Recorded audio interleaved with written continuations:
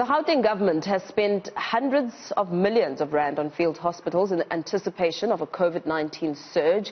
And while the peak has already passed, most of these hospitals are not yet completed. Some doctors have even said that those structures that were built were not fit for purpose. They are warning that billions more could be wasted. To discuss this further, we're joined now by Gauteng MEC for Infrastructure Development, Tasneem Motara. A very good morning to you, and thank you so much for your time. The completion of these multi-million rand field hospitals is a really worrying concern, especially listening to what the experts have had to say about whether or not the structures are really fit for use and fit for purpose. How far is the process when it comes to the completion of these hospitals? Yes, good morning and thanks for having me. I think let me start by first correcting some of the misinformation that is out there, especially as a result of newspaper reports over the past weekend from Friday. In Gauteng, we only have one field hospital, which is the Newzroom facility. The rest of the facilities are not field hospitals, and it must be understood as such. What it is at 4 hospitals, we opted to add additional capacity using alternative building technology as the construction of choice. But they are not field hospitals. We only have one field hospital. Okay. In the use of the additional capacity, what sort of materials are used then to build the additional capacity? So the additional capacity at the 4 hospitals, namely Kopanong, Jubilee, Bara, as well as Dr. George Mukari, we have opted to use alternative building technology methods. So they are steel as well as prefabricated insulated frames, and that is what is making up the actual outer structure.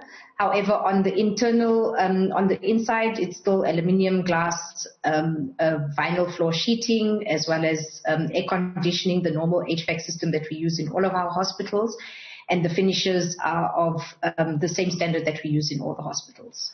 So if we had to do some sort of comparison here, if you speak about the field hospital in Newzroom and those additional capacity that you speak of, are they not within the same requirements in terms of materials and the building infrastructure and the budget that has already been spent? No, they're not. A field hospital is a temporary structure. You put it up, and once you're done with it, you take it down. The structures that we are putting up, instead of using brick and mortar, we just opted to use an alternative building technology. So there are various reasons for using it, and it cannot be compared to the Newzroom facility. The Newzroom facility is the one and only field hospital. It's a temporary structure. At the end of the year, we will no longer be using the Newzroom facility. So they can't be compared. In terms of funds, I mean, 200 million rand, nearly 200 million rand has been used there, and the province has passed its COVID-19 peak. Is that not a concern that so much money has been used, whether it's for the actual field hospital or the additional capacity that you speak of? Are you not worried about that? Okay, so if you're talking, and I think I'm trying to make sure you understand as well as the viewers understand that we shouldn't compare the Newzroom facility to any of the other facilities that we are building. And in the approach that the province took, was that we would invest primarily in all our current facilities. Even with the hospitals that we identified, the 4 hospitals that we identified, the reasons behind that identification would be that as a hospital, for instance, the Jubilee Hospital currently, in its current form, does not have enough capacity for the type of patients that it sees. Not only because of COVID, but even because of its location. We service patients outside of Gauteng, from the northwest, etc., etc. 250 million, yes, is the cost of 300 beds or 300 bed spaces. And when I say 300 bed spaces, I mean that is 300 beds as well as support structures, as well as additional spaces that make a hospital functional, such as donning and doffing areas facilities for reception, for casualty.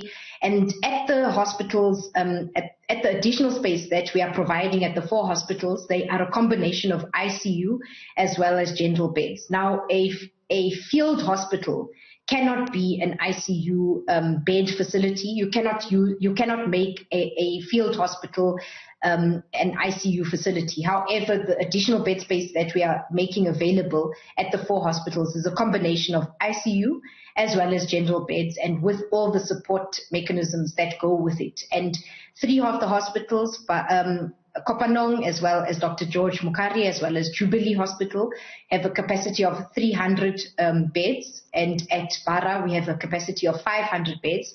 In fact, once we have concluded discussions with the Department of Health, the Bara additional facility will actually become the Lillian Ngoyi Hospital, which was always in the long-term plans of the Department of Health. And for those who are familiar with the area, the Bara Hospital is on the one side, and at the back of the Bara Hospital is the Lillian Ngoyi Clinic, which was supposed to be converted into a hospital. So if you'll allow me to interrupt you there for the sake of time, as you explain the additional capacity, will these new structures then be permanent structures that will still be useful even as South Africa completes its surge when it comes to COVID-19? Yes, for years to come, and that was the reason that we opted to make investments in our own current facilities with the future use in mind. So they will be permanent structures. They will be either part of the hospital, like the 3 I said, but Lillian Ngoyi will have already reached its conversion with the 500-bed hospital. The beauty of using the alternative building technology is that the inside space can be converted. So if, for instance, the 500 beds after in about 2 years they need a maternity space, we can then reconfigure the space internally to give them maternity wards, or to give them either trauma unit, or to give them spaces where they can do operations and the like. But currently, it is going to serve the purpose of ICU beds as well as general beds, and hospitals and management, as they go along with the clinicians, will be able to determine future use. But they will be there for much longer than just the pandemic, and it's also to add additional capacity to our already under pressure health infrastructure. Absolutely. And health service. And what about the concerns about, it was raised by experts in the industry as well as the Auditor General's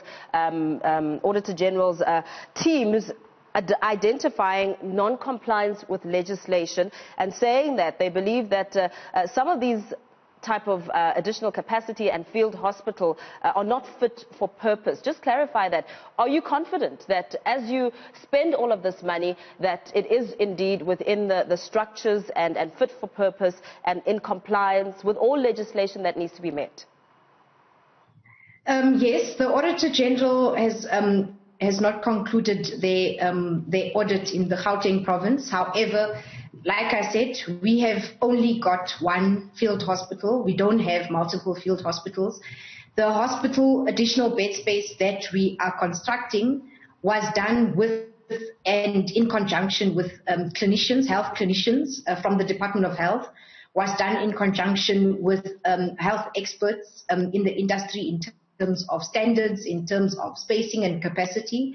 And we followed not an emergency process for the alternative building technology procurement. We followed a tender process, and that would be the normal process that we follow for all the construction that we do. So just to indicate that as much as we were building, yes, for COVID, our view as a province was always that we do not want to spend a lot on anything that is temporary. We do want to invest in anything that is going to give us long-term value for money, and hence the construction of the alternative building technology use sites. The benefits of using alternative building technology is, of course, the time that it takes to put up the structure. Ordinarily, we would have gone the conventional route of brick and mortar, but that would have taken a very long time.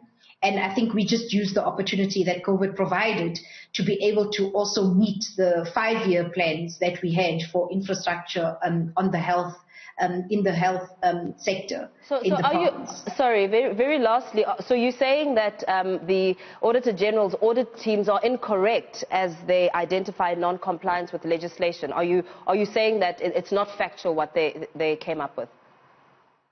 No, I said they haven't concluded the audit in Gauteng. So if they have found those findings, I think they're probably speaking about another province, but we are still being audited.